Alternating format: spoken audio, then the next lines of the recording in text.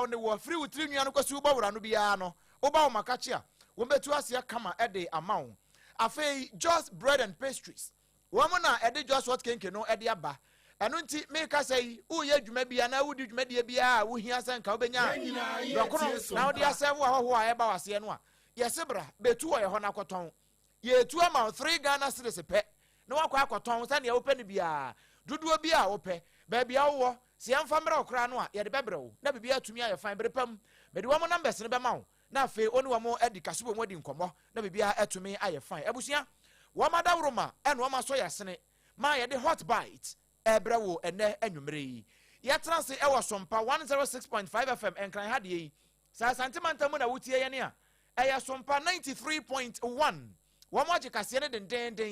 to pete afei sompa 101.1 e watakwa 103.3 e watakra de 106.1 eno e watachimai sompa 98.9 e wosunyane sompa 90.7 won kranza ena sompa 101.3 eno nso ebutu doma ya wo mo e ya sempatre no nti doma FM 100.7 wono nso agikase no e bopete ena afei kanehia ban radio wono nso butu nkran kanehia ya waje kingdom ahimamu hope 106.1 wono nso e tugum ama manfo won finfin mantamu nyina no enya bi etie abusia wo madawromenti wo share in Facebook ne so a eya ahwe yen eya sompa 106.5 FM Accra anase sompa Accra 106.5 live ono so ubetimi anya yen wo ho na YouTube no eya sompa FM live www.sompaonline.com so ye gina mu dendende yensam no ya kruche ne bedema na ne akosane mu agu ho si etwa bosompo ne yakwa ama no ne a France wo mahin kro Paris ho ehona Kylian Mbappe Ousmane Dembele mo ena Emmanuel Macron wo mu nyina etie bia Didier Deschamps ene Zinedine Zidane mu nyina age kase na tum eya danfo pa radio wo mu nyina eya asempatra no ewo ho na bibia atumi aye fine abusia frɛ wo bi no bi nso mfrɛ wo bi no bi mfrɛ obi nka nkyerɛ obi sa Ghana nkomo ebraso ye de ba besom wo bedin ade odoma nkoma chiame obrempon nana kwaku ampoma afei ye monkomo yi nansan onenam social media no so a amanfo bebre ena ka wo monsem e de kire nia wo problem wo ba fra osesi a na wo ka bi de kire wo na ne titiriw pa no ya na ye mpotamo amamuo sane yete ebinum bebre na so eye mpuntu a eho akwa atwe ewo wo mpotamo eno nti na no yekọ enkran ya ablekuma edifa Pentecost Junction ekwa down ho ekwa hwe nkomo bia na wo ho ma empanifo boy ya no ho ba sa nkomo no yenyaaye mashada maboso a kire mpani ye kire am se ye beba ho ena no poku ase mayirafo frɛ ye se kwan a wo mo nam so no ekwan ni nyanyanyanyanyanyanya ni oni ho de ama wo mo entimi kura nya mpuntuo bia ewo mpotamo ho na nsen ye beba bia no a na ye one development issue after the other na amanfo kasa ebusasa so daban ena ade no ye frɛ no national cake no ebeduru wa mo nkyɛn sabre ya ye kasa yi ena no peyampo otiye ewo anopa no nsia kase enum si ye de to wanim se kopia mu ewo kumase santase apri amanfo ho se wo mu beye demonstration kase pa ebusia bra Facebook ne so na behwa de ma mesesi a sompa 106.5 FM Accra Facebook no ena YouTube no sompa FM live odi behwa de ma mesesi a na ehwa na be hunu se na ekwan ya nkrofo nam so eno ni o ekwan ni nyenyenyenyenyenyenyenyenye ni oni hode ka ho ena wo mo kire se nsamso bridge bi a eno so wo mpotam ho no bubu asai enti ama sesei mpotam ho no akate efa old town ene other side no new omo ba bi ho na kwete new site no sesei old town fo ntimi nko new site fo so ntimi ma old town ena obi e bo ne bra obi a hye ne krom no obi e bo ne bra e wo mpotam ho abusia mesra join ye wo Facebook ne so sompa 106.5 FM Accra na ba hwa de ma mesesi a na enkomo yi no wo hunu se ye kwa asantemantamu na watwetwa mu no ye ko ebuakwa agogo ebra na wo mo se police station enhwe ani mo pe ehwa na ahawofo de aye joint ya wo mo burugusu wo hwa anya asem kuma santase apredie wo mo se wo mo hia hwimfra ban ho wo mo kwan a aya kwanfo ya wo mo nam so yi ene bridge a aye kotobeku ma bridge no so wo mo enam so ho no eno no wo mo sra ban sa ban me ye nya sa de a ene aban no wo ne ni asem ka bia say 2028 do a won fa ne bag no nko ma wo ma Santasia pre ho bio wo be demonstration e de atia aban no na nkomo yi ba wa beidu e no kofa asa de we nyina ba ye na ye nko ahoma no so ne ye ne ba wa mo nkomo ne amusa ne sa so wano de nani kopie ho no na e ho te sen ba wa ma adwo e you so obrempo wo honam no bokọ de e oba de adom me ho ye ye de urade ase ba wa minim Santase kakra na ekwa akosi anyinam e de kwa sa odi wani a kire ayi anyankwanta kwan no ho de minim ho kakra na Santase aprese migina Santase run about wa memfa he obrempo ma me na wase se ne wadi kan ya de atudwa no se ugina Santase run about na so ko Santase opia e kwan ne de bibiri se ti ni nanso meka se wodu wani kire eye kuchi kwan no a ujuru wa sinche mu ha sinchu bet kwan no e do be kwa kofa Santase apri and now we travel so na se we do Santase station ankasa no a e ho so no Santase Africa o ha elodu a e do be ko Santase apri nti sa kwan minu we e betumi do aba be si Santase apri na nemfa ento aso preko se ne wa kasa wo dia tiga no se oba Santase apri a ye wo Santase apri old town ye wo ni new town na sa kwan minu ya me bo kire we owa sinchu bet kwan no e ba be tie Santase apri no ye guso e dia ba be si apri old town ni mu ena se ukojuru Santase station wan kasa so a taxi e wo ho a elodu de ba Santase apri no a e won so ye guso na ubeju corona kasa mu a ena obrempo e da ye Facebook a ahwefo ne atiefo ehwe no utumu se o ma ye dia ba be si corona ja na corona mu de enya de se o mu dwi mpo na mpese o mo e de sapiti bia ba de pete so e de amaye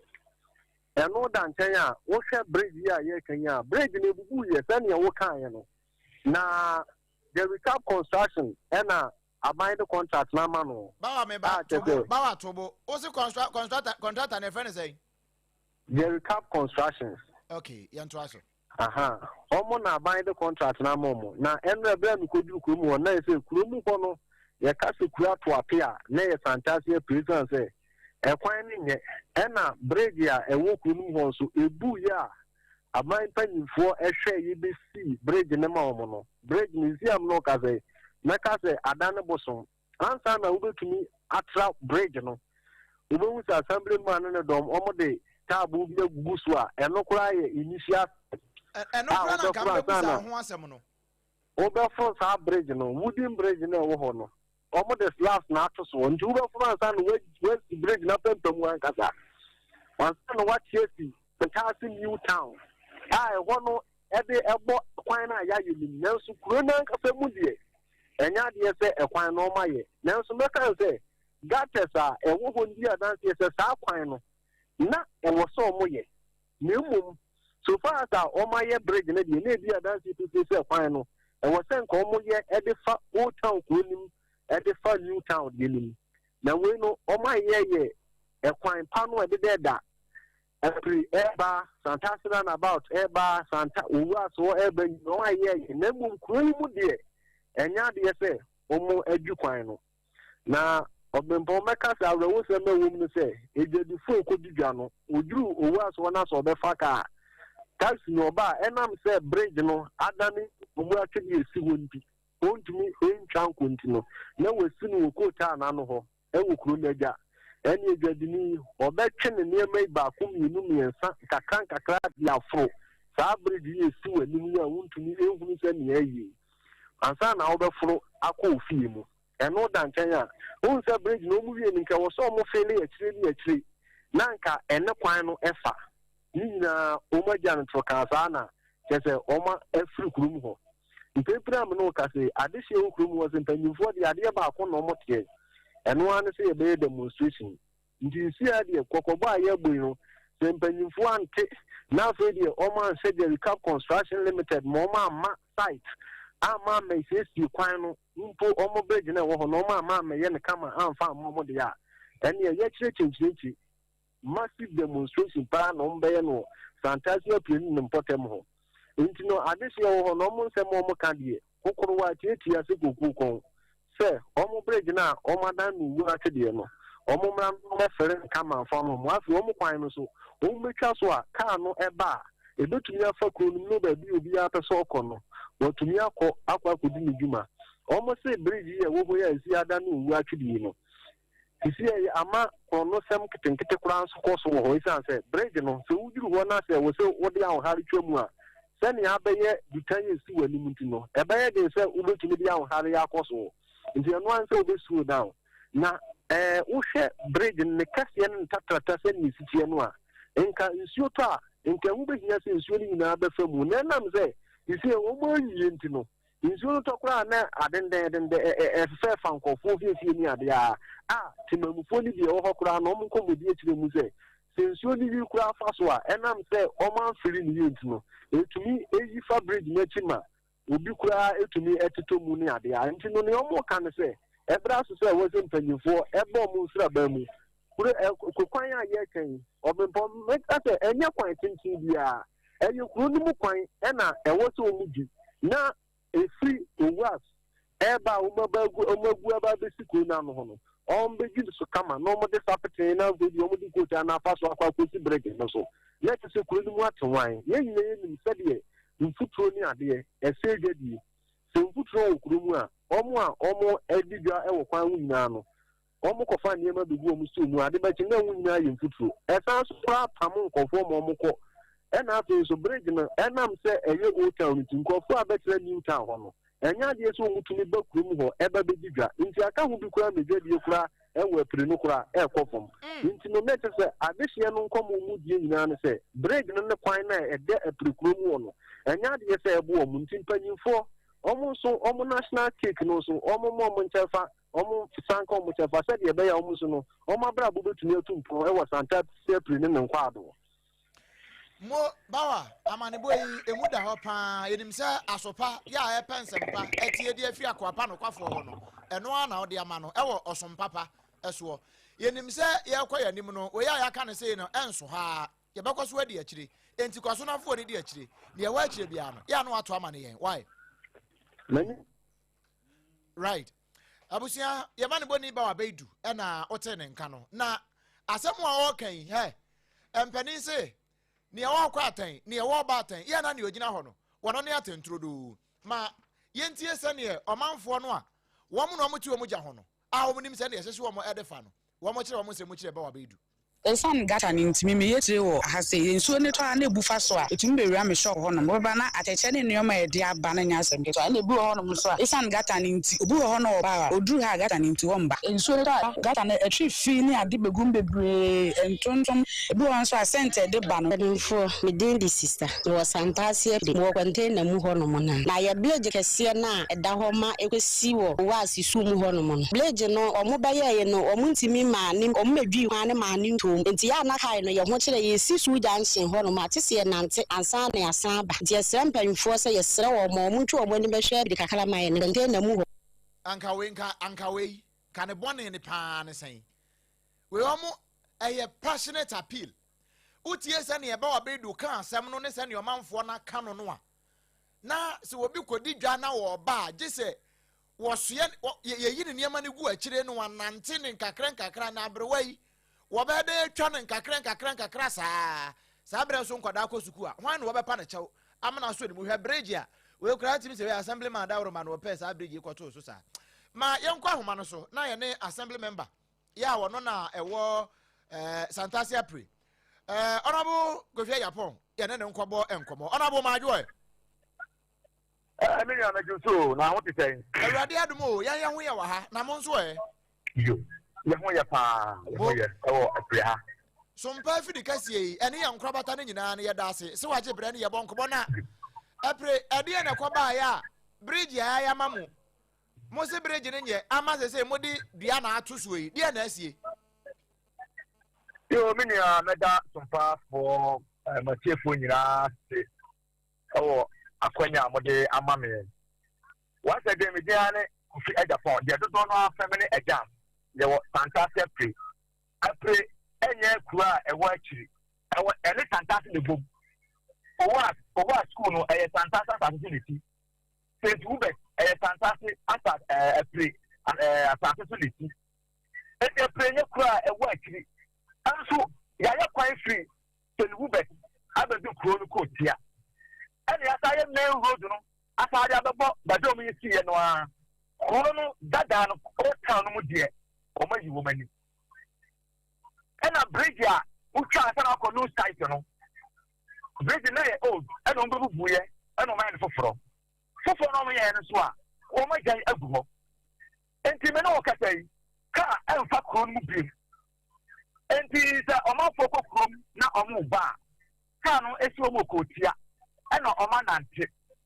na sa wo nyama dia ena na asam na ato bisa o ba no afra ogu ni patre be shiami o na mikuta nyema na nyema nyina ma yeru afo asa Ghana yanka ho yes aban se ekro wo na saka enfamu a wo bo se kro no emutimi edi o to bibia yento o to nso yento dokuru kwa wo ba no dokuru mesin kwanchen yento because any pe bi ntwamu ho na bridge no so mo taye no o ma ya ma bridge no akwasha efom enti ena tide mini efom an katai o so ni kasa o sha o metin tin o sha o boso me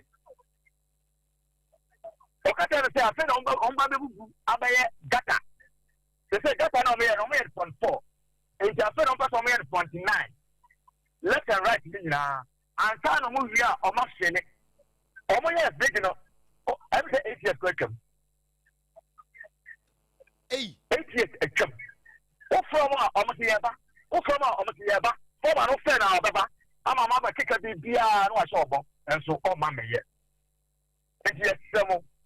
wo de ye how ye jatoa na everybody to sompa for monim ta mo na mo hu da rubi maye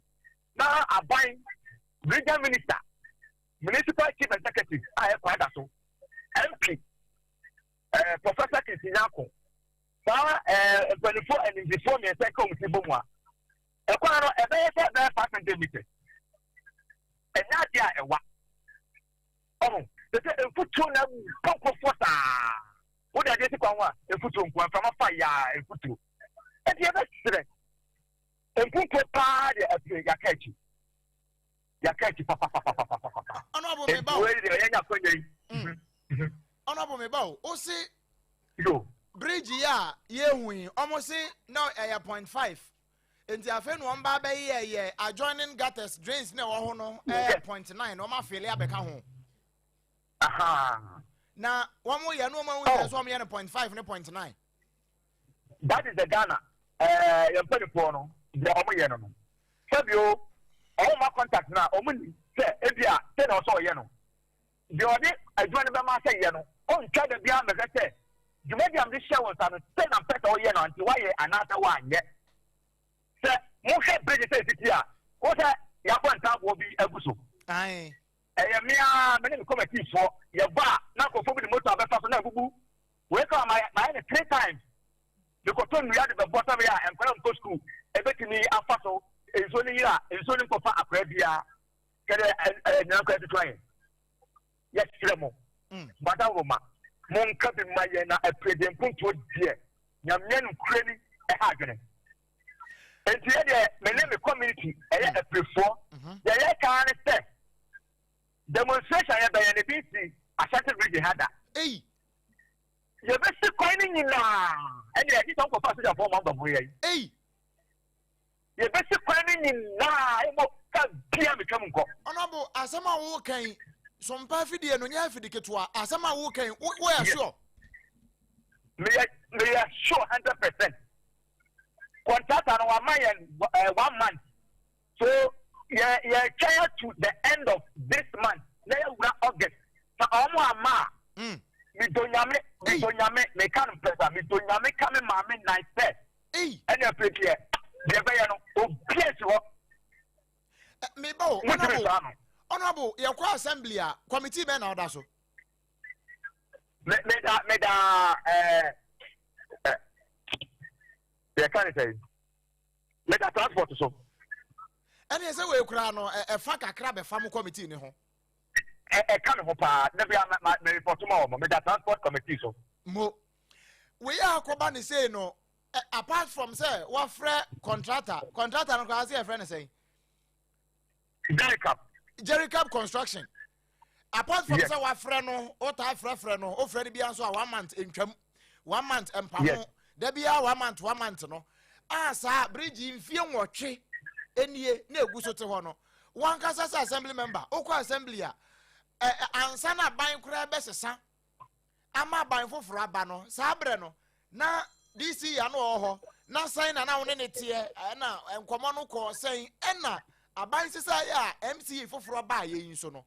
Wono nso so enkomo ben na won ne di no nso anoho ba ben no wabo apart from contractor ya won na communication ya for so many times still unya resource yi. You be nyame date. That time no MCA no ne fe no honorable Ajedim Boatin. The training by and our current MCA was honorable Eric Echibe. Also so meneno and the penny phone ba bridge in so. Omo ba no me nya rehemu sen ka cha bosome contact and baba up to now. That was last year and I'm done by. Everything in there. Omo ba sure say bia say ye baba aba be bridge no. And so e na ko do what ya and one no. Yeah, 2 1 more 2 maybe 24 ba back in there. One like former MC the by and a current MC also ba the same bridge ya and other bosoma this way. Now ni ma we say no catch me. And I pray over 60 years yanya ohima. And ya na that bridge ni and ya na yanya ohima after a pray. And just anything. Yeah, no, Kotia and you see, yeah, not from, yeah, there was a man from because of breathing it. Oh, I will hope. And to look at it, say, my shot here at the Kodine, a 1 year, I can't get you that demonstration. Now, I bet you go back. Our friend, and Sunny bedroom and the brand the engine and Yabre because, sir, I pray Eddie, Ghana Eddie, Becca, one kind of Kumasina. Akobani say no na nanom panifo so e wa pre moni o madi nkomo ma ba pini wom wa mo so mo input e wa problem we hu ne san na nanom ko ma bre na nanom ma bre make sure mo ta MC banana na mo di akire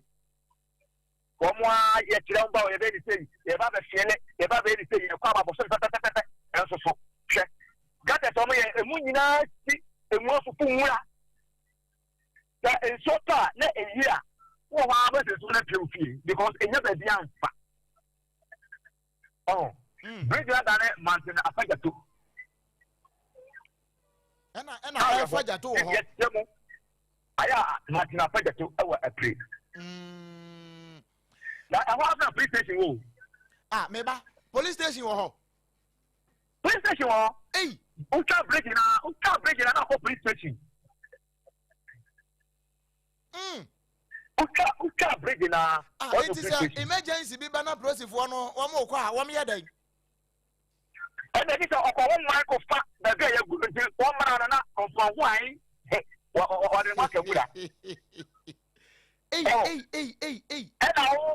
want to confirm that bridges. What do you because we do no as about Kudikai. It's about Kudikai, my year, no, this I put enough and taboo. I that. So. And I know so and crying ye, and as someone so you. Hey, I want you and I fire, never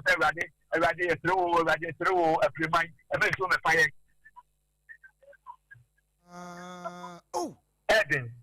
Eddie, honorable, a quenya in ye. Aha, Mampani Tio says, Chief of Staff would Tio. Road Minister, what you den waha. Regional Minister, Dr. Frank Amwakohine, one who's you. A mumpany funina, quite so MC, Menoka say, we're tuning in, I was on SOMPA 93.1. OT was also a video you were Facebook Live in as well. See one baby. Honorable Siwon baby. You, what the next FC, young president, Don Domenico. Senate, Road Minister, and then it's Omo kumase a break. Yes, so that's a taken. Yes, I can come. So remember, I am bridge, you know, a year no more to call him better no Maya. Abania, yes, vote is the one of matter. How many? Vote a what a prepare and that's a petua. And it was in my bridge in Maya. Yeah, let's say hallelujah. And the honorable MC Eric Ashby, I have one of his chief executive. My this is medical and the one the American at the winning. You want a message, you know. Only Doctor Amakoye, we become in Prima Pontuta. It's not said that Doctor Amakoye, Wadaruma, Unia Penny, they was 75 years. Akokra. Maya Kuku, how many years? No, 75 years. Any of bra? Many. Oh, many. It's not said. Oh, if I find a can now, some many time will move. If you won't come with my own papa, now my own papa bridge, no more good and preclude that then and mommy, that I won't come in, that's a cow. Udi assemblyman, how many years in it? Never told me first time. And I'm a bird, my papa. I'll be coming for the country. Intina, ya no masa atwa woso no. They say aka ade ba kwa say aka ye kwan ne bridge nkwa no wawie. A kwan on the bridge again. A kwan on the bridge. Oh. Nanka na hime bai. And aka ba be sira se ni mu. Kama. Wo so dey na mfom. Awre ho. The service minister. Oma me boy. Okay. Ona bwansa na meja wa mu akono. Minim se nka we na no nka ya me last one but video na me hwe no me hu ba ko bi. Ase bridge no baby ebubu ama ayon ross tuetu mu asa we na reche bi eno na ye hefa de no the same bridge na old one bi ho nobody can be old but eno no on ba no say eno nye so mbebubu no na o ma ye foforo and the old one ba eno na iron rod no atwepie mu no eno o ma go free ho eno say ye apaja to yi asa catch no eno ho na ye basa. Okay. Oh, no, the old one quite free. Now, and so no, a year, a great acquire a contempt. But Oma you got that free. I know what I am on. I just cut down and started a family that Nina. It's me of the gata that done in a bubu guasa. Nina Bogu. Asam now, when I say we, Yasom no dear, Yabako dear, actually. Na ya pe ehwan ya mama why Medamasi nyamehia mo pa right abusia nipa ne bo komo sesi ayi eye onimyamfo akofie Japan ukopie mu Santasi April wono na wo ye assembly member ya wo ho enti are ho show o de bra Facebook no so na be hwa de mama kakra bi why abusia de me pa che wa bra Facebook no so be hwa de mama hwe bridge ne na da ho yo enti asama Osi bridge yom ye be eko 8 years ni o. Eko 8 years. No so se ade se pa ho che wansa. Enti ya de ntabo ni bi ato abenkum ni nifa. Enti wo fa so free ha na akwafa ha so asi ha. Ene ya ye di se de asi won ya contractor no so frɛ na no ama abosome. Ande ne bosome ne so de da bia abosome. No de bosome ne de ama na wagya hokɔ. No de bosome ne de ama na wagya hokɔ. Ei hwe kwan hwe Highlander ikura baby ono your friend say hard body baby ono kura nam kura timi say asem wo ho pa haba na wei wo mo so to aba wo wei Kumasi fie pe o enye nchen o Santasi April Kumasi fie pe we dey aniwu awre ho enti we no ye toto de asre road minister we wa wadwuma agboja ko boja ohoma yensisi na contractor no a we kita sa contract we say no on friend example Jericho construction wona na akwaye sa adwuma ya afre na da bia no ma abosome no we wan hwe ye ni afra nto hot seat so nya said ne to hot seat so a wo ba gina ho gina pa enti ba bia o hye bia no na bo agboja bonija na won kwaye adwuma ni nwie se wa raise certificate nso na muntu a enti no nso agya ho de a ene wa so ye ho no monhwe ne certificate odi aba no na monkɔ hɔ adwuma a waye no na momfa ho sika ma no na fe won to adwuma no so mfa masantase aprefo sanse wo mo nso nya bieye nya big push na bia nie momfa we nka big push de ne ho na monnya no so nka ho wa hwe show aba hwe wei abusia de mayemfa nkonkon ha ye besan to aso na medimafo ba center we yakoba ne sei ya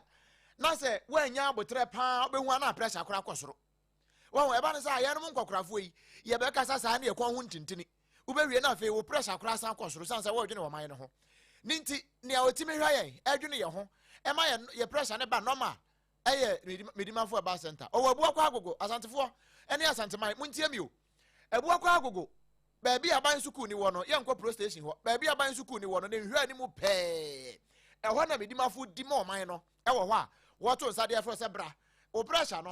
enedua ya de na ɛwɔ so no tipa ye no obi wɔ hɔ a wɔda so de ase aboro no epatɔfo ni kyerɛ mu ɛwɔ ebu akɔ agogo na wɔn hwɛ wɔ hɔ paa ye no ma ye wɔn kran ha no de ye kɔ poko ase ma yira hɔ de yade no unya du kuro no so a yade ne yira ne nan mu mirika na wɔkɔ a wɔn ba bi okura na sɛ wo a wo pa wo no de wo hye wo smepe wase bosome ne empa ho ene no kure wonom so akɔ hɔ aba ne di adanse se no kure bosome ne empa ho eno nti wo mo akɔ abedi ho adanse eno nti sɛ ye ka ya ne yenso ye wa akukuduro ya ye de ka ye ka no akukuduro muli na bibia tumi aye fine ya de bia aye kwankro woni padua no so waje asesejwa akentenya plastic chair ne na to bi so ya wote ni padua no so a wo ha wo no bobode na fo ne kire mu e wo medimafo ba center dr time da so na so ye na wontu ase emfa bre emfa enye ne ho adwuma kama kama pa emfa emma the numbers I bet me a friend no 0244 774 282 0244 774 282 and 0500 727215 0500 727215 just bread and pastries one man dey just what ken naba no birthday abedin to a year bi a wo ye program bi a wo ye bia ya wo hia dokono no me pa cho frɛ yen na yemfa bi mrɛ ya de ma free Ghana cedis pe wo a wutu dokono ton ana wo a wo ton dokono ye se yempe se wo akɔ hye gyade akɔka eno na wan hwɛ ye wo kamore na atɔ ba wo hu dokono atɔ abada enya aburo no kura no ne wo yam no kura no ma aburo na totom ɛna wo nso die ya wo ye kura nso wasa ama na atɔ aba sa ye nni na no me se be ba do me foforo dokono bi obi di hia me first dokono me kɔtɔ eti se polo unim polo what is here na nya nanso saa bere na Joseph wo mo fa kenkene mai efiri so am de kenkene ba ye nti sei adwuma mu ha obi ani dokono bia o age Joseph de no a correct one Jesus our source nti nkwa so bonten no eno no omde no na bibia atumi aye fine fa woni kire mu na by away no eye yellow corn no a eno na vitamins wom na Dr. Tedros mo a recommend say eno na ye nie no eno na wo mo de ye eno nti wo mo de na pa bi na ye mfa mo a wonso a wutu dokono na ton no he o pese ye mfa chenam yemfa mako enkruma yemfa beans nka ho anaasa wele yemfa de nyina bi nhyehyɛ mu kama emfa ma ho beef ye de nyina be ne kama sa ne ye wo pɛ no ye de sardine kura be ka ho ama wo a ne ye de aka ho ne ye de abro nti oje ya na de akosi junction na wo ton just hot kinky correct one pa wo do me he ya commercial bank na chiri ho pɛ ene wabutuo gine numbers no baby a wo bia wo betime de abrɛwo 0256 0256 068 832 0256 068 832 wamada woroma eno wama so yasene ya yede kase no ene ne nto aso nyina no ede ebrewo da ya ne yeka yesi do not open until you are told to do so session B no ni ayaba ite ne hot no yede to aso ede ama wo sei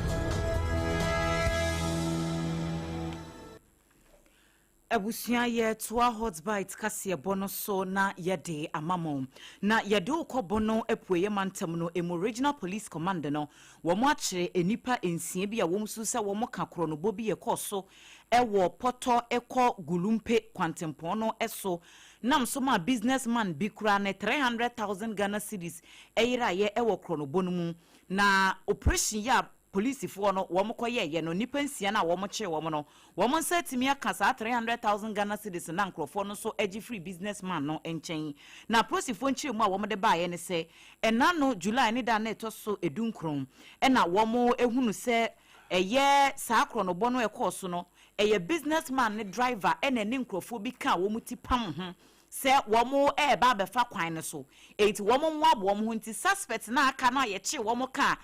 driver ne ho no wono na ebe bobo enkrofo yi a ediri suo yi edin na wo mo kire mu ese Kintampo Police Division wo mo enenya intelligence no ntamboaboa wo mo mrante ne nyina no se kronobo bi ekoso ewo ho nti wo mo nko ampampa wo mo ko ye na enokre na wo mo kopiem wo nipa binum de wo mo timi ebo wura enwura bi a na agye ho no mafa wo mo bo wura mu senko wo mu edwane enti nhwehwe mu no achi no wo mo ko kire Abdul Sadat Ali oyabamu bi a wadi mfisia no aduonu 24 years ye kire mu se na wote Toyota Voxy ehyen bi mu a registration number AS1541-25 na womoche Abdul Sadat Ali no wono na bebobo nkrofo ahodo bi nso a akadin ya wobo Samad Ishahaka ensudi wo mo no so di 24 years sara na womo kire mu se enye wono nko a abrante ba ko efe no Yahaya Sedu wono na nya 35 wono na Kia Rhino ba ko bi ye ne dia womo kire se wono na instructed driver no Samadi Shahaka ne se wonfa ne nkobu pe no wo nkonkoto nantwie enti chese enkomo na kwakwaye tenten nantwie to no na wo ede kobo okro no a 300,000 Ghana cedis wo bi esika ekoyira wo mu nti police fo no niam a wo sakan wo sakan toy peso ibi sa sika no ene niam ahudu bi nso a ede kokro no bo ema ne yeye enti police counter terrorism personnel baako ya wo no so eka team no eho no wo mu kire mu se wo mo na ma wo mani ye den ansa na wo mo ebo amasa nkrofo nyina no yakwa akokire wo mo na wo mo mudidi suo nso akire investigations na chi ne ehu se se enye driver ni no ene Sadat no mo nko ane koye saade no Abdul Rahan Mashood edi 21 Asigiri Avoka 25 Awini Steven 19 ena Faisal Salifu 26 womu nyina ka ho bi ena yache wom se suspect no womu wo aprosifo akache ya womu bo amahwehwemu atimi akoso ebre sefatamu no ye de womu bekwa kogina mrana no na se ye tututu womu no na entansa ede abom no womu di fo womu di a na chese emra no eni womu bedi pa afei yenwemu ewon from hot bike kasia wafanya etoso mienu no ewo SOMPA 106.5 FM Accra so rabra etwafa yenkrabata hodo no nyina yewremu a aban dada na pen so se beya aketansha proye kankan ni dream die wo betimi aboa no watu atie enipa bonfo bi a wo meyi sika wotimi de gro atopre ede ye wankasa ho ye no ye betimi atwe wonom ede wo maba begina mrana no se beya Ghana kadodo na mpempi na no wo binya dibre na tumi bi ebetaito a wode eye dream die edi wo my Ghana yensi kasam no yetimi etuase emposi yentimi entuase a ye betimi abra ano ase kakra enam sayo sunti abandada no epa akache edema kontakra kwaduboni metra special prosecutor yerekisi ejaben ema wo beboaye na ye kase ya ban wese no ba ye no so no oguso ya wo ye n'adwuma na ubeka ya kane aban no ebreso no fotosanfo ya no ewo meyi asuye ehwe sebe yesika sam ntotoye ene na gina sie gina besi kwantempon so no yewra ken ofori ata aban wese ba ya no yade a wonom so ede special prosecutor nsensem bi ede bono se womra no koye hwehwemu enfa yewra ken ofori ata wesan se osusu se ede mebi ani yesika sam ye oman ne dia no wama Ghana ahwere se sika no na asem wese ba ye no court ne ba mu kakra pe ena yewra ken oforiata wo chese ne hododo ne nti no wo hwe no wakwakwagya yaresa wo America memu empanyi krampo se yesuan edi yade na wokoye no ena okoka wo se wonya Ghana ha se mu biem ya na nsanya krampo no US wo mu court baako wonum ekoma no eye visa se wontena ho anase krata ye bedi adanse se wo your mine ba wo pa no wo ba Ghana ha se no wompa wo bia ni wo betimi akwakotwe na se edna ba be ro my Ghana ha se no ne no na OS for the krata afofra ba bonte wo asem ne ho ene wo se de wo dwane no wono no onim baabi a wote na se wo kodwane nso so a baabi a wote de wa na wonim de na so se mrane ka se ye adwuma ebe na adwuma wo se emfa ho eni se America man no agina tum se wo ye wan kasa won de hye no eno nkyere se Ghana mra no entimi ene ni sa wo hwa Accra High Court ne nsɛm ɛda hɔ na wɔse ada so apu awɔ ɛno nti no prɛko nam yɛdi ne hyew ɛnkɛbɛ yɛ a wɔmmra no asɛm no wɔn mu ɛntimi ni ɛmpo no wɔse wɔ ama a wɔnom bɛhwɛ sɛ asɛm nie no ɛbɛtimi akɔ soɔ na sɛ ewie ne bobɔ no a Emla no sɛnea extradition process ne sitiɛ no wɔn bɛfa attorney general ɛso no matimi ɛde nkrata asɛm egu akwan mu ɛde akɔ akɔma mpanyinfoɔ ya wɔn ekita bambom ɛwɔ America mɛmu sɛ bɛyɛ wɔn bɛboa abayɛ Rakeno Foriata wɔbɛba na amamra no sɛnea sɛ ɛfata no ɛwɔ n'abɔnefo sɛm ɛdie ho no wɔtimi aba abɛhyiam ɛwɔ hɔ ɛno sɛ nti wɔso obi anka na kɔma ɛnto ne yam na ɔse ɛkia ne kesɛnea nsɛm no ebesi akobia no yewra Rakeno Foriata de dream die na wɔno susu sɛ wayɛ wɔ my Ghana nti ɔmra me nya hwehwɛmu ya wɔ ma no sɛ court no kɔ atenase na sɛ bubɔ no a ɛne ɛwɔ peo wɔn peo bɛhwɛ na wabɔ mem asɛm na mra no ɛne na di sɛ ne yɛsɛ ne fata wei ɛyɛ Rakisi Ejabin special prosecutor ɛna wɔde nkrata ya ba abɔnten a yɛde mu nsɛm bi akyi ɛde abɔ mu yi ɛno yɛfrɛ no legal battle enti wɔn ko sa ntɔkwa no nyinaa ɛwɔ court na we de yɛ nkɔ court National Service Authority NSA for NSA woman ne nam saa no ko hu sɛ National Service personnel no ebi ne nam social media so ya wo mototo ma ne won adan a wo ma tetete wo mo allowance kitwa bi a won be ye yo mo kwanse no wo mo tetete so be sɛ sister Ghana kan sika 600,000 ɛn wo ne busa sɛ die ne ko ba ye nti a National Service for ebetu wo sika sister Ghana na sika mu kura me hene o de keka bom hwe sika fia bi enu 6 million bo no kura mu de bi kura tua dan kane ade nyina nkane aka nyina nu anom de tua sister Ghana ya amati ketimito prepaid ma obi na awotwemienu ɛno wo mate ɛno wo de nenam no wo mo bro nkrofo je se amanfo bro National Service for dua no enye nua ketwa ɛno na Deputy Director Edema National Service Authority Lieutenant Colonel Moses Ekwengu wode abeto gya no wo je hey se na mango de ya wo kan no se ti ha was why I say National Service for one wanted to a bitica. One day, woman need to be as one better a bitica. Name one was Bobia.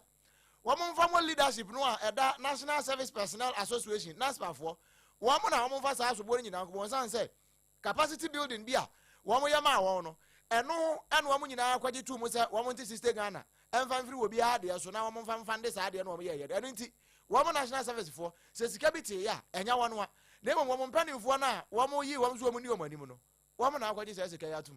We need to distinguish between the issue at stake. NASPA is an association of national service personnel. They have executives. The decisions of NASPA is not decisions of National Service Authority. And we are not part of their meetings. Decisions are taken at that level, and then we are informed of the implementation process. So this issue of the deduction, we are reliably informed that they had a meeting and then they agreed that 60 Ghana cedis will be deducted for capacity building. It is not the decision of National Service Authorities management to deduct 60 Ghana cedis for capacity building. So let's get that clear. So those deductions actually is not the authority that sanctioned that. Enti we no nya National Service Authority wo mo na tete ye nemum NASPA for no entity edini National Service Personnel Association enya National Service Authority entity pa nemum ni okasa ayi Lieutenant Colonel Moses Ekwengu wono na ogina ekuna na mu a wode sansem we nyina etudwa na enam sansem ya ebeto edwa no nti National Service Personnel Association for no ayefre wo mo NASPA no wo mo aba bekire mu se ade ne kora wo mo anyanye capacity building na enu nti yetete personnel no sa sister Ghana cedis no wo ma suspend said ye beya ebetimi aboa wo mo kire se mpanifo ne wo mo ani nkomo ankire wo mu ye nemom no NASPA for no se wo mo hunu se nkasa capacity building dwumadie no enke ebetimi aboa National Service personnel no wo mo adwuma a wo mo eye eti sister Ghana cedis ne de sabia nya bo apayo eno no omanfo bi ka se ase atena ye kese ho na nkasa no oha o kese ho sanse National Service for na nse wo mu wo news no mu too much wo ho ayesi we yi koso wo ho ayesi we yaba ade mu kura sika e de mo bo so me se allowances no enuru 800 Ghana cedis enti sa 800 Ghana cedis na nipa no eja obenya bi kakra no wode afaka akwa adwuma no wode aye ne nioma kakra akra bi ni 800 Ghana cedis enuru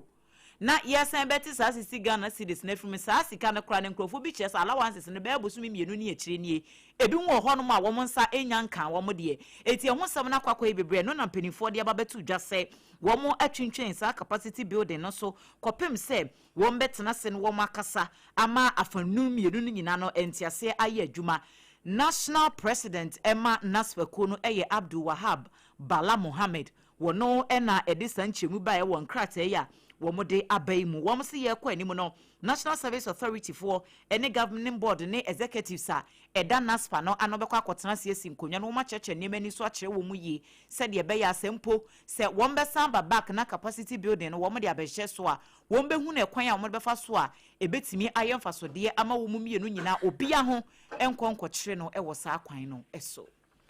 Enroda wura on my Ghana ye high court ye no e won krempompuni mantama se no mo a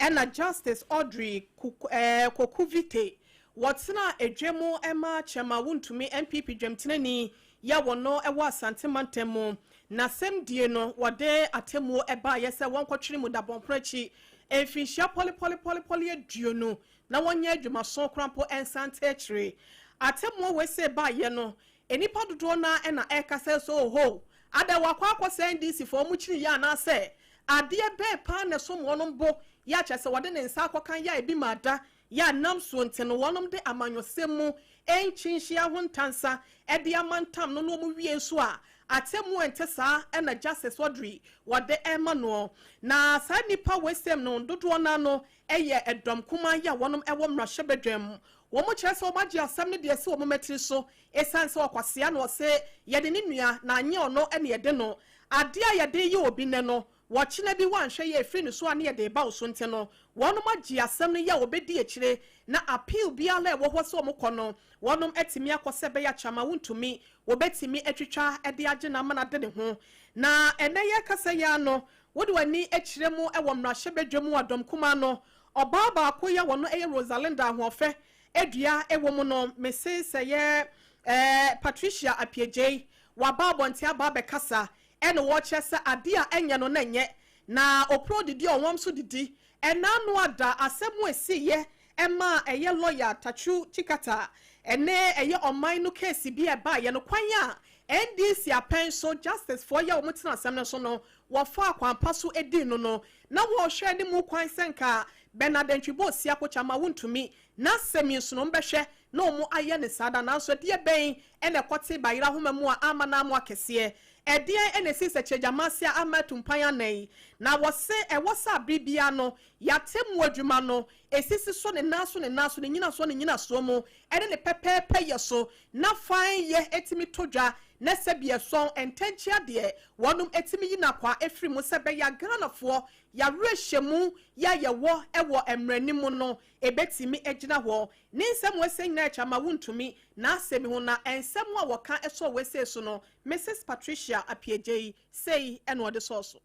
We call on the judiciary to reaffirm the threshold for constitutional referral with express regard to the Supreme Court's own decision in the Zanato case. And we call on all Ghanaians of every party to insist that the standard which cleared Mr. Chikase's name in 2016 be demanded with equal conviction today. Let us be clear about what this statement is. It is not an attack on the judiciary as an institution. It is a call for consistency. Alright, Patricia Apiejei edom kumano odimuntintimai nano disem ene tweguye wasan edi say efuaso. First, the denial of a counsel of choice. We understand that judgment was delivered despite the absence of Chairman Wintumi's lead counsel, whose office had notified the court of a prior professional engagement abroad. Second, the refusal to refer serious constitutional questions to the Supreme Court. The trial judge decided for herself that Section 99 2B of the Minerals and Mining Act was, in her own words, clear and unambiguous. Third, And perhaps most vulnerable of all on the law is how the court pierced Akunta Mining Limited's corporate veil to convict Chairman Wuntumi personally. The judgment convicted Wuntumi and the company separately. Nemra nimni etiane nechi oni hase no montwana no omra enono mobunuya egumasoma wo ho. Afe krampo no eye adwumekuo na mo ne nanya esidan na mo ye adwumekuo no esi nchen na se adwumewura mom wa bra manager ewo ho no wayi wo munyina esi nchen na adwumewura mom na wo ne ba bedi wo se eniema woduo bi a atentere ne kwanso wo se nka mo ma ne dadwa ne yaka se de otena semi so de wadi ne fenchen mempo wo kwasam fie no a nanka wo bia nkasa wo no wo se nyina da ade a wonom eyi free mu nte no mamme Patricia Piaje wo se yenhwe na atentere ne ene mranim ho adwuma no ebetimi akɔpepepe ye na de anya wo mu no wonom enyinsi nkyanya sa de a amanfo ensabesi form ewo wondwumedie ne mu nana oponchecheku na dabroma ene oto nsemi edemaye wansam kro ya ho no opiemu ewo NPP amyoko na santimanta mu de ne a ne awone amansan bo nkomo edema won kita onde bofotene no me nua Francois we kura mpo no na wone Ghana fo bi na ebo nkomo a wono kura wo prese wo be ye regional secretary na wono ne dibia pa na ekita no wono wone amanfo bo nkomo de ba ne dibia pa no boaboafo edema amyoko no ewo asantimanta mu wono na yakasai Francis Adama kono no ene wo se there be a montran, Mose Wuntumi. Sensei. Na why na yes our judgment we. Kokuvite. Odi a montran, one de hon samoba. Justice Audrey Kokuvite. Now we say nyam on yourself and a tata chida. Wuntumi, what deserves to go prison. I'm saddened. You see, someone who is our leader, someone who has the heart of the people in the region. I remember when BNI came to his house and I had a call. I was in class then. I followed up to Accra when he was invited to Yoko. From that time, our chairman had been moving up and down court issues. Only to hear yesterday that our regional chair had been sentenced to 20 years. It saddens my heart. I'm not happy at all for the one who leads the region to be in that state. I pray that we would all keep on praying that the legal team will do a good work so that we can bring our chairman back to us. Yeah, said ya one way dear him for no Eddie law for no. One bega no my man on Sunday chairman, dear Bray. Near our cast as him was saying here. Me, I mean, Dr. Francis Adama Francois, and what in some way to ya. Were we a pet? And now, near our no communication director Nankasankasa, ya war primpo, our party room, den. So on also, what a secretary Nibi, I am Poyando. Poyando say, one can be crank on one. Chama won to me. Na ye pobia chenwa, na won to me. Stronger than apartheid. Odi in your kai. Oh, it's sad. Since yesterday, I've not been able to be on myself. I was even devastated to that extent because it's a sad news. Somebody going to jail for 20 years, my brother. 20 years with hard labor. No place like Isawam where hardened criminals and other stuff go on there. So it's a sad news. I'm only urging that those who are involved in Galamsey or whatever now, they should take a cue from that. You see, if it's supposed to serve as a deterrent, then it should serve. If it's not supposed to, then we should be careful how we treat our own. But I see it as political witch hunting or political persecution. Now it's a yaman you say more base more. Nanka dear him you. And yaman you say more tata. Nanka dear him. Poyando no. And I was sabro could you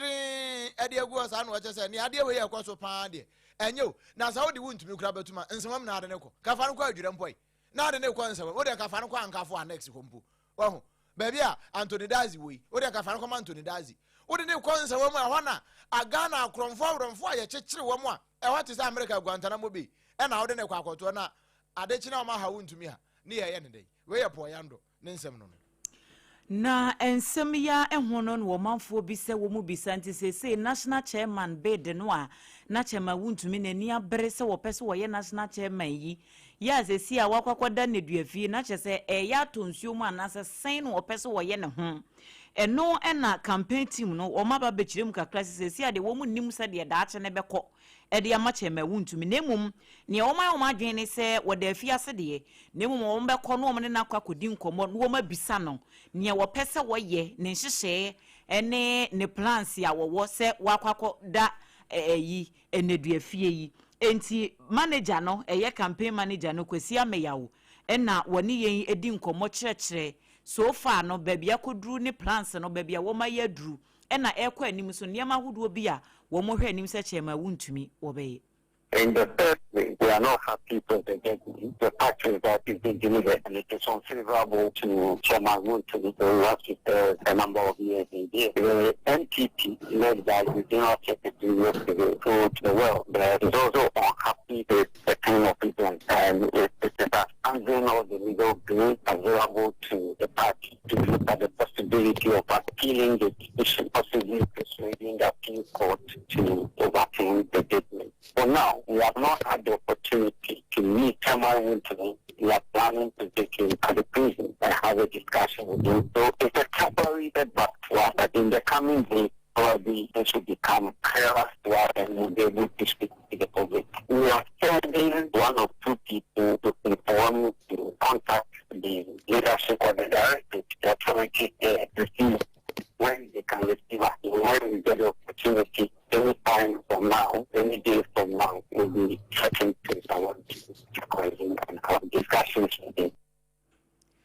Kwesi Ameyawo oye campaign manager Emma Chairman Woontumy campaign team no nsem ena yekuti. Afei yeremu ewomra shebedwem ene asetena ekoso Emma enam so ntino achiamehine ya wono ewomra shebedwem right honorable Smana Kingsford Bobbin wakasa ede kyerɛ ne ma ye no ɛyɛ mmahwebadwafo no sɛ aboa no na no wasɛdeɛ krampo na eni kwan sɛ wodidi ede twɛsuo na ne bebo ya wobu ye nkyerɛseɛ no ɛne sɛ wɔman Ghana ha sɛ no yɛde mmra ɛna ɛyɛ adwuma na ɛtɔ da bi na tumidie ɛne akokodro nsɛm bi no ɛbɛsue wɔnom so saa no na ɛnneɛma ɛnsɛm fata sɛ mmahwebadwani wɔyɛ no afei no wɔde ne tumidie no ɛyɛ wɔse ɛbasa ɛmoa Emma asetene mo nkoso omanfo ntem ene won man kasa ntem no kolampo no entimi enwie mu die na sem ni nkyere mu nyina ne sa mamra na hwe se beya ye kwan so kosakose dwumadie no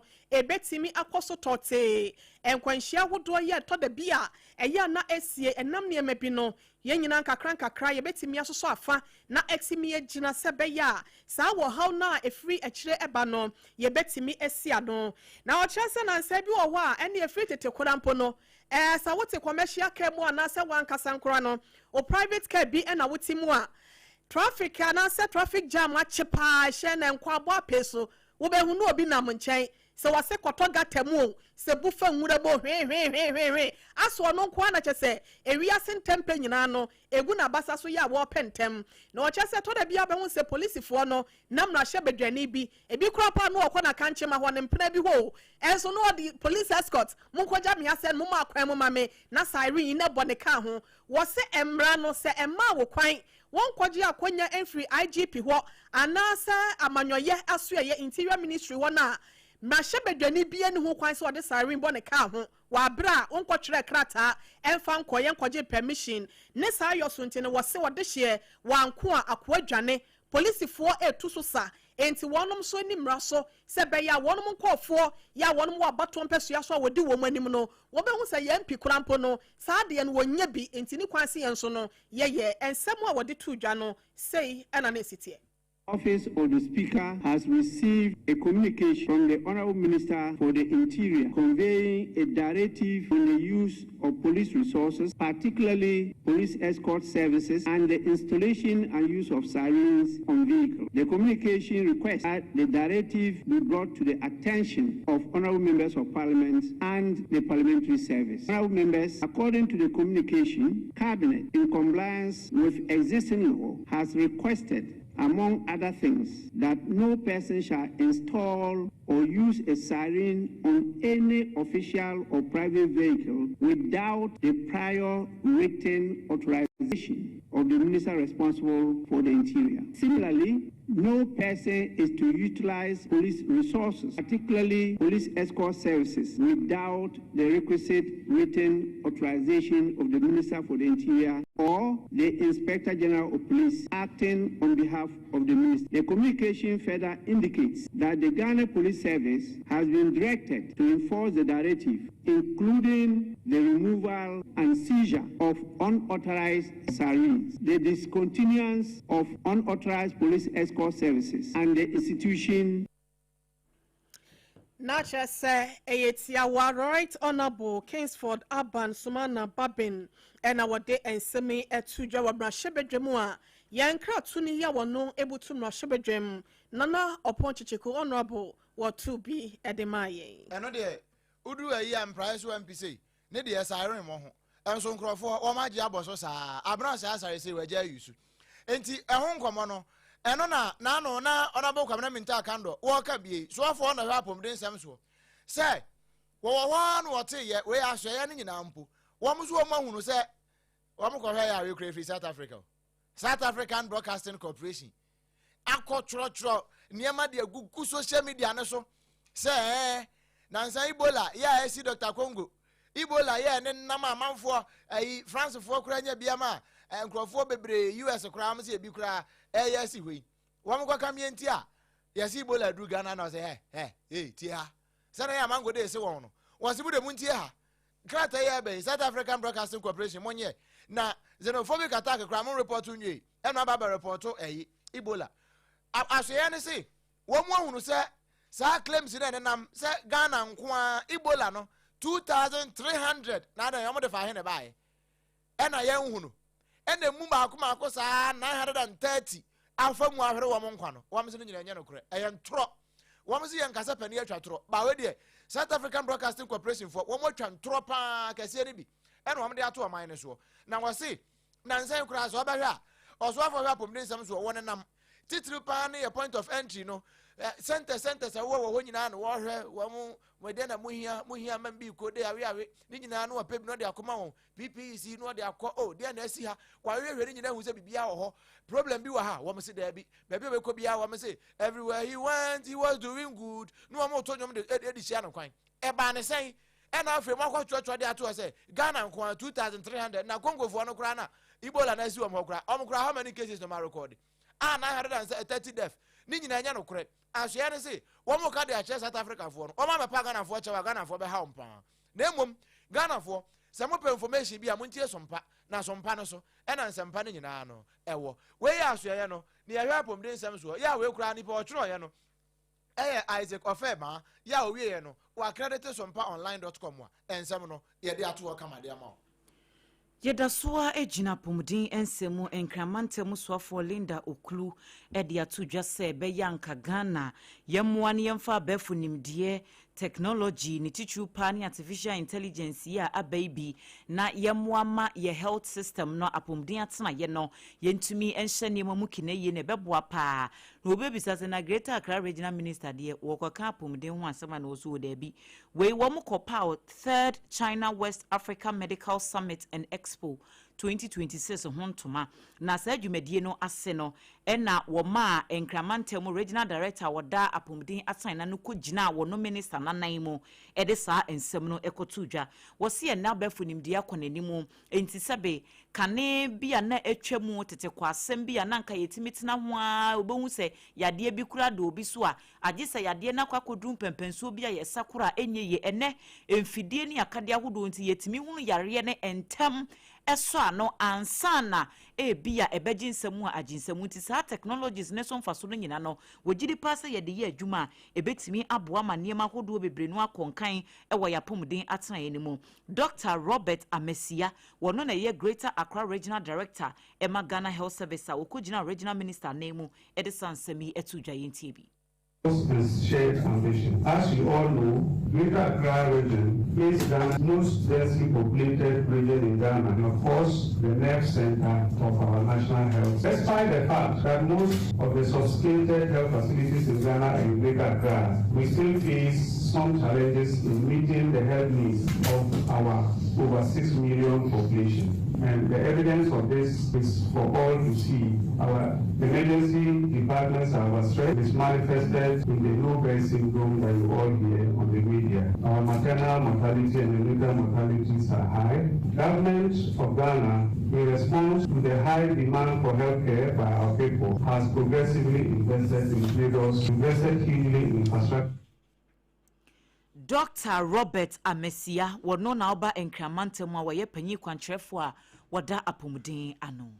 Afei yekoyenim ewo ensemfoforo mu naso no yeseremu ewo mrahye bedwam ene ebra atenase ekoso no ena mrahye bedwamfo wonom eto womani a santintintintin ena idiso a ebei na wonom ebopini wonom no ena wonom ema wonom akonwa etenaso ensema sibisa ya wombisa ye ene kwan so asenka no enyina no ene se wonom eye yana Yakubu mahama ya wono etoso mienu wonom adehye na busuafo ena wonom aba besra mrahye bedwafo ne titru ene achiame hene ya wono ewo hoye rababen na wokyeresa mamre ne amane yentoto nase woyira wukrom hene aben ya woyira ewo bedwa sesanse wanhye ne nso na wama no anto wutirim sebe ya enieme nyina bewie na kwan so na wonom entimi ento mrente no se ya dabon hene yana abukali mahama ya otoso mienu wokọ ne kura wabra ba mowuo ede na pakan ebesi na boboa no eka nkyire gu ye wabra aduane sisu efra ne ntoma ewo ne tintim no enne na abrewa yi kwan mu ama nyankopon so abie kwan mu di ama wonom so mumra na wonom enfa asotire yensem entime emramra hyebadwane titru ene wonom achi amehene na wokyese na rehusemi esi enano memenda kita won sabo someda na etoso dubaako ewa afie mu na wokyese sania muslimi fo won mamamre ene amane etie ne ntino wonom apene krabre sania empire ye wose omu yima ne nyina da no wonom aye ewo ne kwan so ewo no ankasa na himfie be wa palace wo sania wonom amamra so etie no wokyese se wonom ama no ma meyi na sotire eniema ekoso adakyese wonom aye enieba bi a ensem fata wamane sie ye chi no ena majority leader ya wono kro ya no esa ye boko central mrahye wonimonyamfo mahama ayarega wade akwa bansem edema abusuen ena wokyese ya na ya yahwe ni de eye yaw kese pa na yo ha kese so ena to omaiga na nyine sanse se wo pe wo bi a wodi kokoba enim dedeba na ya na abukali mahama wabaye wamadabon asumdue edi hini ewo wonte no o my Ghana nyina da ena abo jeje anase ya bonye nyente no yenhwe na yentimi enkura no krapa so na chinsenkaye ne legacy sapa ya wotwato wo no yensiesie ne enkura kra sebe ya ebeye sapa edi ama enchirima. To assist in trying to bring peace to Boko. And that day he was in very good spirit, very good health, and he spent a very long time with me. And he took me through all the efforts that he personally made unite the Dagbon kingdom, culminating in his grand visit to the Yagbon Wora, and how on that day all the gates in Dagbon followed him to visit his brother, and it demonstrated the unity and the strength of Dagbon. That was when he knew that he indeed had arrived. He had united the entire, based on the principles of fairness, principles of give and take, principles of equity, hearing everybody. And I then indicated to him he will be needed to help stitch the situation in Boko. He pledged his support for the process and gave an indication in whatever way we will need him to assist. We say a dom kesian wombano deni ya wasaya bako central mrashebejeno munya for mahama yalegana busiane say eda etoso nso na chesene na wotwede die no empire ebekoso odonfo ne dom ya ifiada ya edi enim ya July bosomi de etoso aduonu enan na wochese due bu nso ye bobu poni monte no July ya ewomu no ne da ya etwato 31st no nso no ye fiada wonom behwe na wonom edi obi etimi atena na namu sebe ya obetimi atoto niema ama ya na nija ya waja akonwa no ene oman ne ho no watimi aba behwemu kena kwa paso ama wo mo afi yankwa amanyosemu na yento aso mfira santimantem mo mrashe be yoni ogina made hye wo fori kuma ba to mpasu aso enyamfo Michael kwasi Edu wono na ka che grassroots fo nyina se sabre ya wo mo akọ branch awie aba constituency na wo mo wie kura de wo ho ene ma nyina akọ region no ni nyina ya ahobobo a ya wo mo de boa ama ne ma nyina akọbọkọ na 2028 abato no wo matimi ahotiri tumi e de free NDC fo nsam eno nti wo ka de a kire se wo bia nka ne homom na ne ma nyina nkọbọkọ se ne be ya adaachi bia nkwa nsa mfa ma bi no 2028 abato no wo betimi edi mo nkunim na we no wadi sensem we nyina tudwa no na eye bra na opani e friend say Kenneth bedi akọ wo ma to abayi no say deputy secretary e wo for Ikrom constituency na asem we kura mo to aba no St Paul parish in Apiedu e no me adwuma ni nyina e na honorable Edu e ko wo bia wo ka kire wo nyina say wo mo nka wo mbom no mfa bombelete mo yem say ba akofo ne ma na afi wo nyina he ne obi kan ye tia no nyonko bia no wo mfa nche san say akoko we ne nan etiaba batenkumba na wo mo hwe no mo kom ho bom sa no a enkurumdie ya wo mo pe no wo no mo nsa beka elections they are back and the party man or nya botre na omuntampen ko china dem pem for beka no munti no munfa process enye adwuma na yema afungi emra ho sene ayenya ye wo ha se de tumi ahwehwe de amna because ade da ye this no say 2028 ye din kabom ebe ye adwuma na party ye tumi aba power bi ene afungi be ba ye party eno furuko ne ade ba ko da ye ni so say kabom ni afungi wo ho a bibia no ho a ye de ye boso ye be ya eni. So one of the key issues ewa high unemployment and me buy no mebru ni bebre na ya bo omo ama omo tumi enya dwumedia omo ankasa egusu so ayeye we no fi on so aye sama scholarships to a lot of students so aye support omo senior omo school na omo for no beti akọ omo nim nyina we onimnyamfo Michael Kwasi Edu wane ba wabedu na boss ankomo na ne kura mu no ena ne awomo to abama no say deputy secretary twetwefo abedi akire ewo for Ikrom abato mpeso aso wono kuro ya akọ Apiedu amena wona ya assembly member ewo ho wono ne friends pani Kenneth wedi akono wono nso de kakra to so no acho so enkurim ne dia wadi na nso ya asomdie contest na ye ko ne ya so ma ne ye ko ye anya den akonya kura to ofi a wantwi kakra ba but ye wie no ye chairman odi ye ni executives na ya ka bu mu a ye nua no ma ne mo ko akansi no yes asra wo mo ne de o ma ba on board said ye be dwumadi ye down no MVP adwuma na down ni ko ba ko dia se o ka sa won kwa ho fa ya enye ye da ye je bia on board and said the executives new executives ni ya sha ase ayeye no ye frefra fofofo abidinti no ma to mo akọ e ye wia o mo enye o mi ni bia ye betu ana mo ko various electoral areas ye the unity message na ma wo no friend says ye nyan kabo mu a ye main enemy unless ye main contender ye NDC din ye no say ye keka ye hu titi ye hu a kire say abonte ne kra ye ko ni kabo mu a ye de ko ende ya no kra ende ya kra Ghana for kwa sa munye serious ye de o man sha mon sa amba ya mo man na bo enti munye serious ne mo no aka no se be ya Ghana for nka so munye serious nti ena wo mo pre nkabo mu no we eye opani friends Kenneth bedi akon wona se wo ma to abama no ofori Ikrom abato mpeso aso se wo ma atwefo abedi akire emfema wo so kokoko amanyuku no wona ba wa bedu ena ebo sa enkomoyi medimafo ba santa da woro no odima yen ena afei Joseph Kenke ebo ye chidom amenne yenya hodempa aso wo man papa Ghana e wo sompa no so ma yena ne ye ho sima pemra ye ba ye beto akase ne so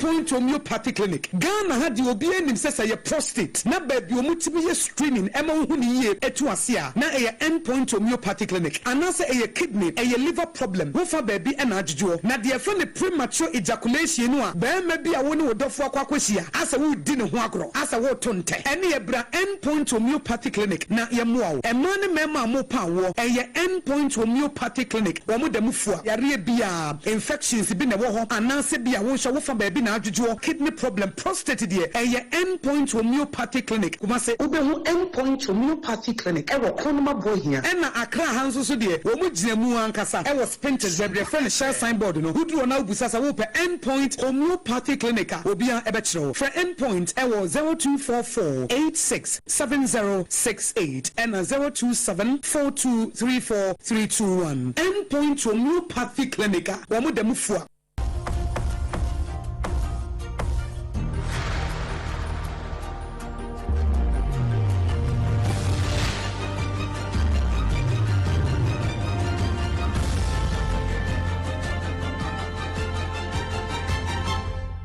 SOMPA TV, Emma Aketiapa. Emma Aketiapa mpebusia ya damwasi ya kwa kowie kasiye no ewo obi manso. Idli maino emu ena yedewo eko. Na ebeto jase enra enkrofobi eti wamuhu gumontenso. Eye yechire ewo Italy maino mu biaye biaye freho Bologna. Na eye Morocco deshie bia waba betna Italy ho.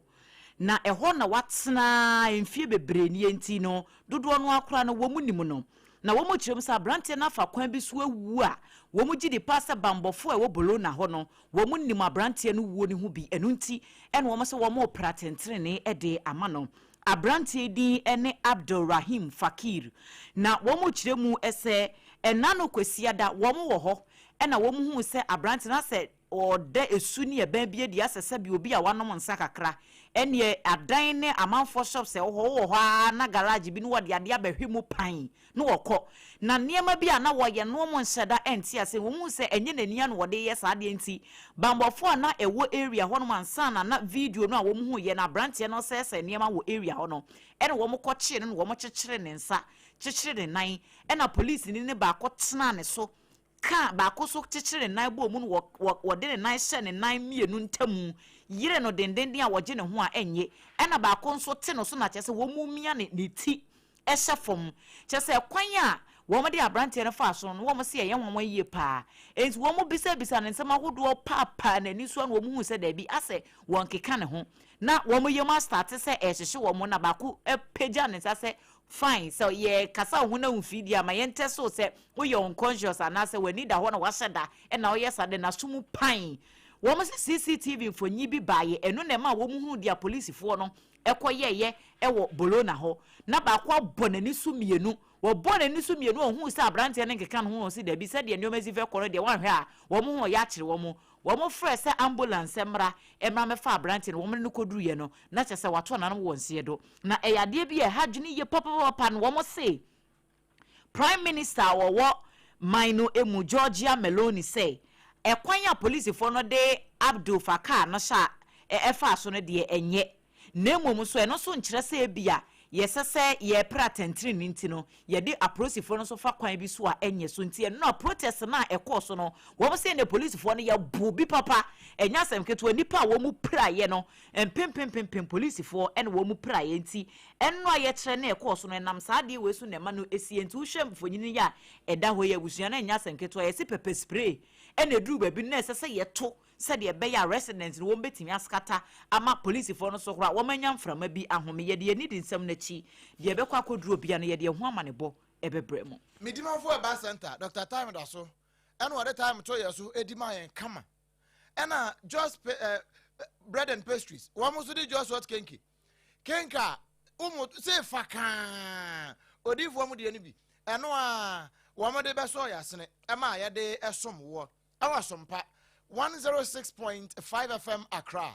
Sabre ye. Adam Papa Radio Ebutu France. Wama hinkro Paris no. Emu hope. Wanonso je kasiye yi ebo peten ye. SOMPA 93.1 ewa santimanta mu kumase ehwanda braka. Wejina mu den. SOMPA 101.1 ewa takwa 103.3 ewa takrade. SOMPA 106.1 watachima. SOMPA 98.9 wosunyane. SOMPA 90.7 ewa nkranza ena SOMPA 101.3 eno ewo doma hona doma FM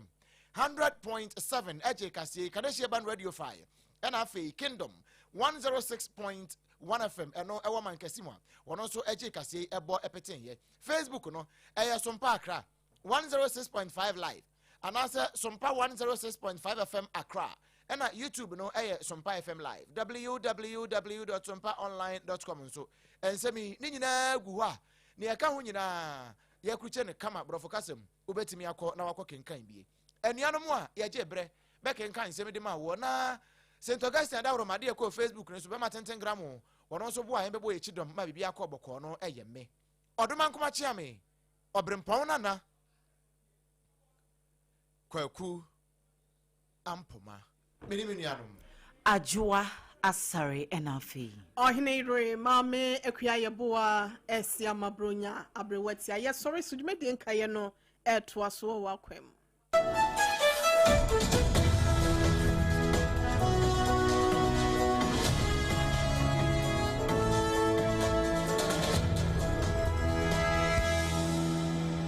munde dinam se menya foreign call. Hello papa, what do be a new? Se me feel London, echo US. Eh na no kwa wo kura from me bo mamania. Na papa mo hot say. Awurade aduma haboko. Na me ko jejesi, echo bo simpene mo. De wo ton adanse ho niam no so. Wo hye ho de. Oh, wo hye ho. Echo ba, mesi wo bo aduma kura sre kane no a. Na wo do US won so manfo bo ndin sa na. Eh papa US hakura de. Na me ko jejesi company limited agi ba bia. Wo Holland, Germany, France, Italy, London, Canada. Eba adanse ho niam dia. Obia se na na ko jejesi company limited. Na matese wo bi depo kasie bi e wo kasoa. E ho na wo bia ko to adanse ho niam. Na eye no kura papa. Oh, eye no kura pa. A police station in Chenhua. Hey, a kuoba sempre monono. Onye mereda. She, we kura me ensamua and we be en fufuro yawo. Baku abu akwase paase kumase. E ba ko so pokura se nkran ha. Obia se na na kodwogesi eye bemaba. E wa dansi mu. Auto cement, iron rods, banding wires, and adua plywood and just said about dance roll. Te se bibia e de hye e dansi ase de ko wie. Depo no nyina so eye tufo bo. Wo du kuka mu a, wo de koja free. Akra wuyi kaswa depo eni pokrasi de no kwa to nchen a wosa wobu akoteman Tantra Hill Iron City amanfrom wosa bie depo kese so e wo Koshiman Kumasi sepase depo no kwa da nchen a ebisu magazine road head office no wo bie depo kese so e wo da de ntam edwisu Akra road Femeswa opposite Alhaji Salia ampaba meboshen Tanoso Breman and Amanfrum. Numbers of man for the fray 0244 313 752 and 0244 41 93 93. Nana Koja Jesse Company Limited. Hey, a Kuabas in Primono.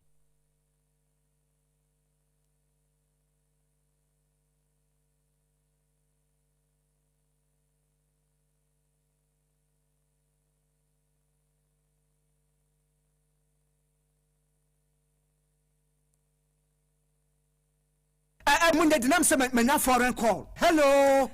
papa, what do be a new? Se me feel London, echo US. Eh na no kwa wo kura from me bo mamania. Na papa mo hot say. Awurade aduma haboko. Na ko jejesi, echo bo simpene mo. De wo ton adanse ho niam no so. Wo hye ho de. Oh, wo hye ho. Echo ba, mesi wo bo aduma kura sre kane no a. Na wo do US won so manfo bo ndin sa na. Eh papa US hakura de. Na ko jejesi company limited agi ba bia. Wo Holland, Germany, France, Italy, London, Canada. Eba adanse ho niam dia. Obia se na ko jejesi company limited. Na matese wo bi depo kasie bi e wo kasoa. E ho na wo bia ko to adanse ho niam. Na eye no kura papa. Oh, eye no kura pa. A police station in Chenhua. Hey, a kuoba sempre monono. Onye mereda. She, we kura no me ensamua and we be en fufuro yawo. Baku abu akwase paase kumase. E ba ko so pokura se nkran ha. Obia se na na kodwogesi eye bemaba. E wa dansi mu. Auto cement, iron rods, banding wires, and adua plywood and just said about dance roll. Te se bibia e de hye e dansi ase de ko wie. Depo no nyina so eye tufo bo. Wo du kuka mu a, wo de koja free.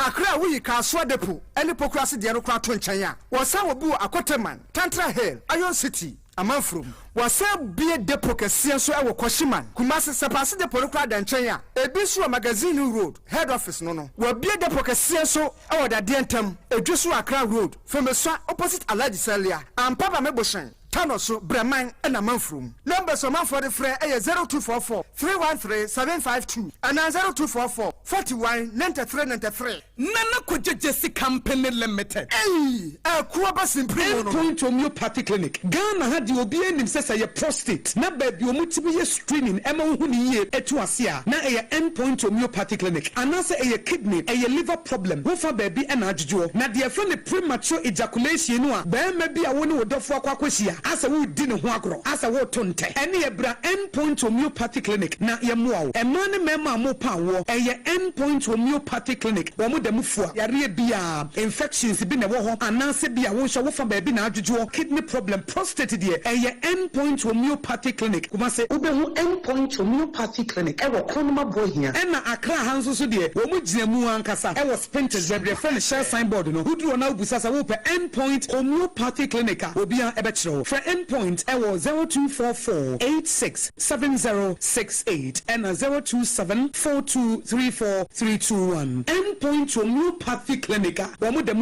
in the stillness of the morning before the noise of the day begins there is a sound rising A sound of prayer, a sound of power, and a sound of victory. Yamawakwaba was SOMPA First Service. I was SOMPA TV, SOMPA Radio. Your early morning altar of encounter. Join Bishop Albesaki Kwambo. Onyankopon di for wastrano eweye brim. And I'm Nensaso ama Onyankopon reyahon wadepi. Through this prophetic platform, destinies are aligned, burdens are lifted, and lives are transformed. We need to teach us SOMPA First Service. Our home a TV program keke. A bra or so near Sasishia. A bro Nyankopon kasa chenema. Set your alarm, tell a friend,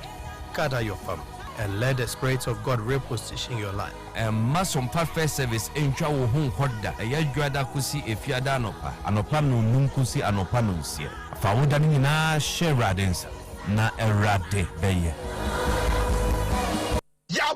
boy, ya ba SOMPA. Ya boy, ya ba SOMPA.